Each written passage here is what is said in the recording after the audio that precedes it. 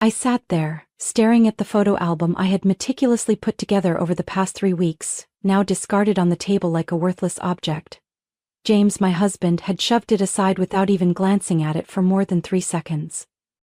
Useless? His voice was curt, dripping with contempt. I felt my chest tighten. What? James crossed his arms, shaking his head as if I had just handed him a child's toy. Do you really think this means anything to me? An album full of pictures and sentimental nonsense? Is this the best you could come up with? I clenched my hands in my lap, struggling to contain the wave of pain rising inside me. I spent so much time making this. These are our memories. The moments we shared. I thought you would appreciate that. James let out a cold, mocking laugh. Appreciate what? This cheesy stuff? Madison, I'm tired of all this romantic nonsense. You should have given me something with real value, not a pile of meaningless pictures. I took a deep breath, trying to stay calm. James, what are you saying? Do you really not understand what I was trying to do? He stood up abruptly, running a hand through his dark brown hair before turning to me with an exasperated look. No, Madison, you're the one who doesn't understand. This relationship doesn't mean anything to me anymore. He leaned back, his tone almost smug. I've met someone else. She's young, exciting, and she doesn't drown me in all this sappy romance. My whole body went rigid. His words hit me like a punch to the chest, but I refused to break in front of him. So this is how you choose to tell me? After all these years, this is how you end it? My voice shook, but it didn't crack. James shrugged, showing not even a hint of remorse. Whatever, you would have found out eventually. I deserve more than this, Madison. I can't stay with someone who's all about feelings and doesn't have a practical bone in her body. I remained silent for a few seconds, letting his words settle in my mind. Then, instead of reacting the way he expected, anger, heartbreak, begging, I laughed. It was a genuine laugh, free of bitterness or pretense, so real that James frowned. What's so funny? He looked at me with suspicion. I stood up, gently picking up the album. You really have no idea what you just threw away, do you? I flipped to the last page, pulling out a carefully folded document. James squinted at me. What are you talking about? I unfolded the paper and held it up in front of him. Here, the deed to a $2 million vacation home that I bought. My voice was calm, but inside a deep ache lingered. I was planning to surprise you tonight, a gift for us to enjoy together. But it looks like that no longer matters. I smiled, sliding the document into my purse as he stood there, frozen, as if realizing he had just lost the most valuable thing in his life. James's face paled instantly. You? You bought a house? I nodded. Yes. While you were busy chasing fun with some younger woman, I was planning for our future.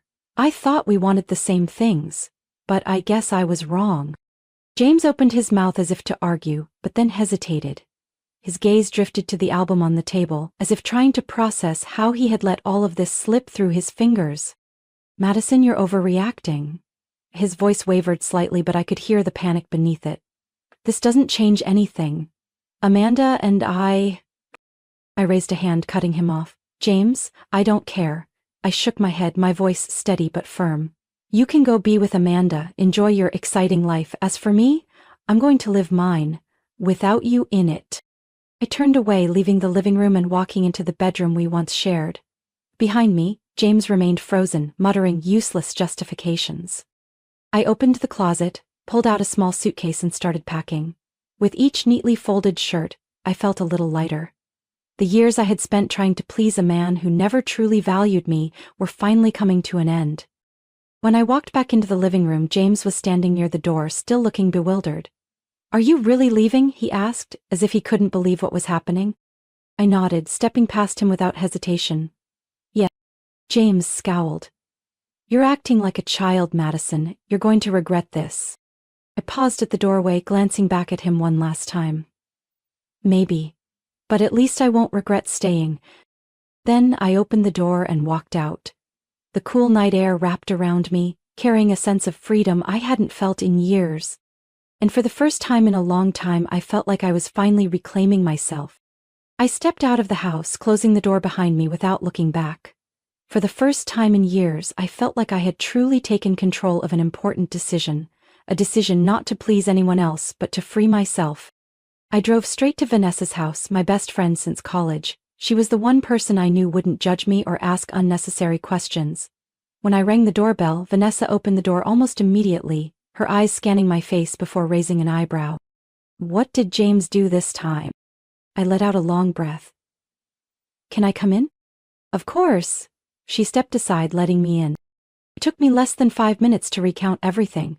The discarded album, the cruel words, and finally James shamelessly declaring that he had someone else. Vanessa nearly dropped her glass of water when she heard that part. Let me get this straight. He called you useless, then dumped you for a younger woman while you had just bought a vacation home as a surprise for both of you? I nodded, taking a sip of the tea she had just handed me. Vanessa crossed her arms, narrowing her eyes. James is an idiot. I mean, not just heartless, but completely short-sighted. Did he really think he could just toss you aside without consequences? I shrugged, the sting of betrayal beginning to dull. He never imagined I'd leave before he could set the terms. Vanessa smirked. That's exactly why you need to make sure he realizes how stupid he is. I knew she was right, but I had no intention of engaging in a dramatic showdown. I didn't want to get revenge on James in some loud or theatrical way. I wanted him to face the consequences of his own choices, and I knew exactly how to make that happen. 2 days later, James called. I had expected this, but I didn't think he'd call so soon. When I saw his name flashing on my screen, I simply smiled and declined the call. 10 minutes later, a text popped up. Madison, we need to talk. I put my phone down without responding. An hour later, another message arrived. Do you really think you can just leave without an explanation? We've been together for years. I laughed. The irony was almost too much. Just days ago, James had stood in front of me, confidently declaring that I no longer held any value in his life. That evening, as I lounged on Vanessa's couch, my phone buzzed again. A video call. He still hasn't given up? Vanessa asked, leaning back with a glass of wine in her hand. I shook my head and decided to answer this time. James' face appeared on the screen. He didn't look like he'd slept well for the past 2 nights. Madison, what the hell are you doing? He asked, his voice carrying a hint of frustration. I raised an eyebrow. Doing what? You disappeared. You're ignoring my messages, not calling back, not telling me where you are. I shrugged. You left me, James. What did you think I would do? Beg you to come back? James opened his mouth to argue but hesitated. That's not what I meant. He sighed. I've been thinking a lot. Maybe I overreacted. I narrowed my eyes. Overreacted? James ran a hand over his face. Okay, I was wrong. But that doesn't mean everything between us is over. We can talk, figure this out. I let out a soft laugh, but there was no warmth in it. No, James. There's nothing to figure out. You made your choice and now you have to live with it. I saw his jaw tighten. Madison, you're overreacting. This was just a mistake. I held up a hand, cutting him off. Your mistake wasn't what happened that night, James. It was the way you treated me for a long time before that. You thought I would always tolerate your condescension. But you were wrong.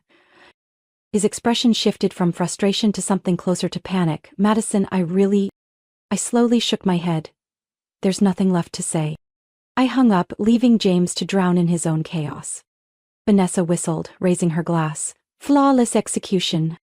I smirked, lifting my glass to clink with hers.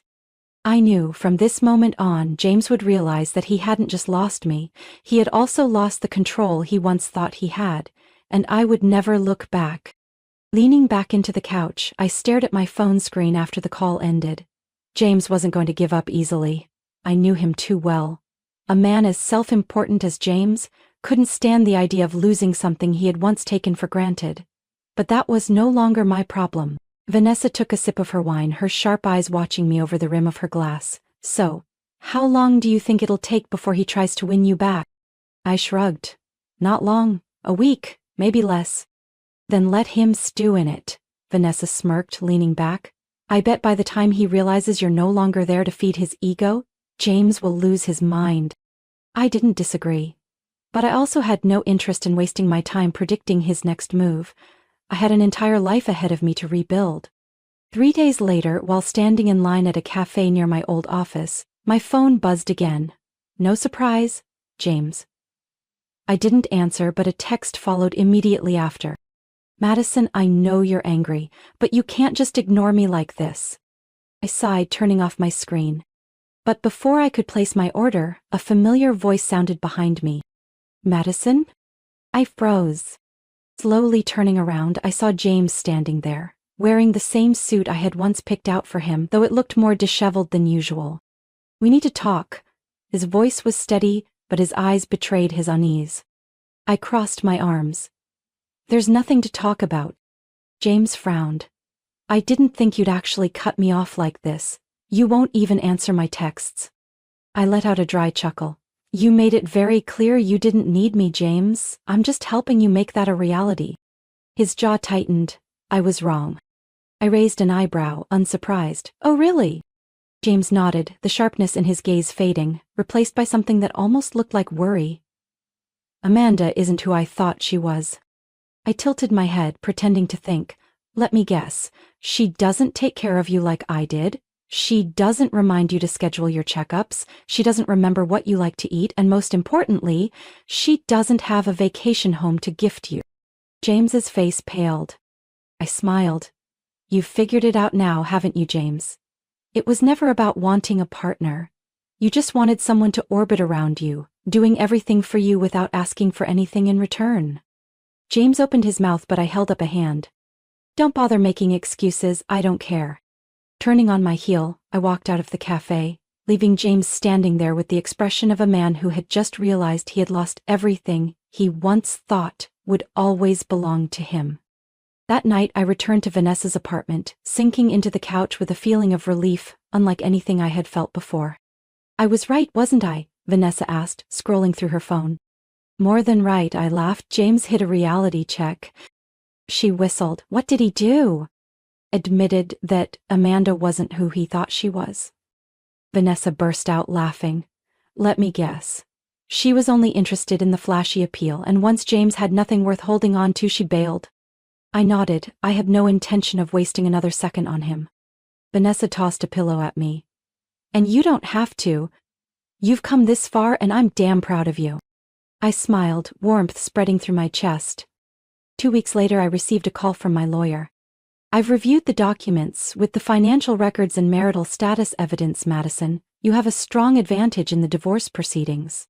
Hearing that, I could only smile. Let's move forward, I replied, my voice calm and unwavering. James once thought I would always stand behind him, waiting for recognition that would never come. But now, I wasn't just stepping out of his shadow. I was building a life of my own, free from any ties to the past. As I signed the final papers ending our marriage, I felt no regret. There was only one overwhelming emotion filling my chest. Freedom. I sat at my desk, looking at the list of missed calls on my phone screen. 16 from James. I sighed, setting my phone down without bothering to check the messages. He still hadn't given up. It had been nearly a month since I walked away from the home we once shared, and James seemed to be unraveling. At first, his texts carried the usual tone, commands, demands, attempts to reassert control. But as I ignored him, his messages became scattered, more desperate. Madison, you can't do this to me. We can fix this. You're being unreasonable and you know it. Please, talk to me. Each message was proof that James had never truly believed I could leave him. But that no longer mattered. I had made my decision. The next day I had a meeting with my lawyer. James is still trying to contact you? Mrs. Carter asked, scrolling through her laptop as she glanced over the file in front of her. I nodded. Calls, texts, he even showed up at a cafe last week looking for me. She frowned. Would you like me to file a restraining order? I thought about it for a moment, then shook my head. I just want the divorce finalized as soon as possible. If we can get everything done before he tries any more stunts, I'll feel better. Mrs. Carter nodded, ever the professional. Then, I'll push the process forward. With the assets in your name and the current state of the marriage, you have a strong advantage. I'll have the divorce papers sent to James next week. I smiled, a wave of relief washing over me. Perfect. That evening, I received a message from an unknown number. Madison, this is Amanda. I think we need to talk. I frowned. Amanda? The woman James had left me for. Why was she texting me? A minute later, another message appeared. I was wrong about James. He's not who I thought he was. and I think you should know a few things." I couldn't deny the curiosity stirring inside me, but instead of responding right away, I sent a message to Vanessa. "Amanda just texted me she wants to meet." Less than a minute later, Vanessa called. "Oh, now this is a plot twist." I smirked. "I don't know if I should meet her." "Madison, you've already won. James is falling into the hole he dug for himself, and Amanda, I bet she's trying to escape before it's too late." I sat in silence, thinking. Then, out of curiosity, I replied, "I'll meet you, Main Street Cafe, 3 p.m. tomorrow." Amanda responded almost instantly. "Thank you. I'll be there." The next day, when I walked into the cafe, Amanda was already seated, looking far less confident than the last time I had seen her. I pulled out a chair, crossing my arms. "So, what do you want to talk about?" She sighed, stirring the coffee in front of her. "I was wrong about James. He's not who I thought he was." I raised an eyebrow. "I know." Amanda let out a short, humorless laugh. "You don't have to mock me. I deserve it." I said nothing, waiting for her to continue. She took a deep breath. "James, he can't get over you.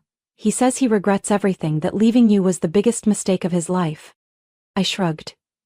"That's his problem, not mine." Amanda nodded. "I know, but you should know that he's not just regretful.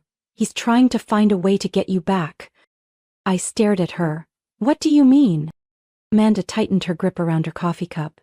"James said he'll do whatever it takes to get back what he lost, and I don't know how far he'll go." A chill ran down my spine. James had never been someone who accepted defeat, but I had never been someone who backed down easily. I stood up, looking at Amanda. "Thanks for telling me." She nodded. "Be careful." That night, when I returned to Vanessa's apartment, I changed the locks. The next day, I received a message from my lawyer. "James has received the divorce papers. He's not happy, but he has no choice but to sign." I set my phone down, a deep sense of relief washing over me. James could regret it, he could try to manipulate the situation, but it was too late. I was gone, and I was never looking back. I walked out of the law office feeling lighter than I had in years. James had signed the papers, and the final steps of the process were being completed. It was over. I was no longer tied to the past. Instead of driving back to Vanessa's apartment like usual, I headed straight to my vacation home, the house I had bought to create happy memories, but which had ultimately become a symbol of my freedom. For the first time, I realized something. I wasn't just living, I was truly enjoying life. A few weeks later, as I was organizing my home library, Vanessa called. "Have you had enough of relaxing yet?" she asked, her voice teasing. I laughed. "What do you mean?" "I mean, you've spent a month unwinding, but I know you're not someone who can sit still for too long. So what's next?" I looked out at the calm lake, considering her question. She was right. I couldn't stay in this quiet retreat forever. I had escaped my past, but now it was time to build my future. "I want to start over," I said, determination filling my voice. "I want to build something of my own without anyone else's influence." Vanessa sounded intrigued. "Do you have an idea?" I smiled. "I do, and I think it's time to make it happen." A week later, I returned to the city and walked into the office building where I once worked, but this time I wasn't an employee. I was here to meet with a potential investor for my new venture, Madison & Co. Consulting. I had spent countless nights thinking about this. After years in the consulting industry, I had seen too many talented individuals stuck in companies that failed to recognize their worth, just like the way James had once dismissed me. I wanted to create a space where people like me could thrive without needing validation from anyone else. The meeting went better than expected. As I presented my vision, I could see the excitement in the investor's eyes. "Madison, I love how you've structured this idea," he said as I finished my presentation. "I believe we can work together to bring this to life." I held my breath. "You really think so?" He nodded, offering an encouraging smile. "Not just think so. I believe that with your determination and vision, this company will grow into something remarkable." I stepped out of the building exhilarated. I had done it. I had created my own opportunity. 3 months later, Madison & Co. Consulting officially launched. I rented a small office in the heart of the city and built a small but passionate team. We secured our first project, then the second. Word of our company spread quickly. Soon I was receiving collaboration offers from larger firms that recognized how effective our fresh approach was. One day, while I was working in my office, Vanessa walked in with a bottle of wine in hand. "I think it's time to celebrate," she said, placing the bottle on my desk. I glanced around the office, the space that had once been just an idea in my mind, but was now a reality. I smiled. "You're right." We poured the wine and raised our glasses. "To Madison," Vanessa said, "the woman who proved that no one can stop her from achieving what she deserves." I clinked my glass against hers, pride swelling in my chest.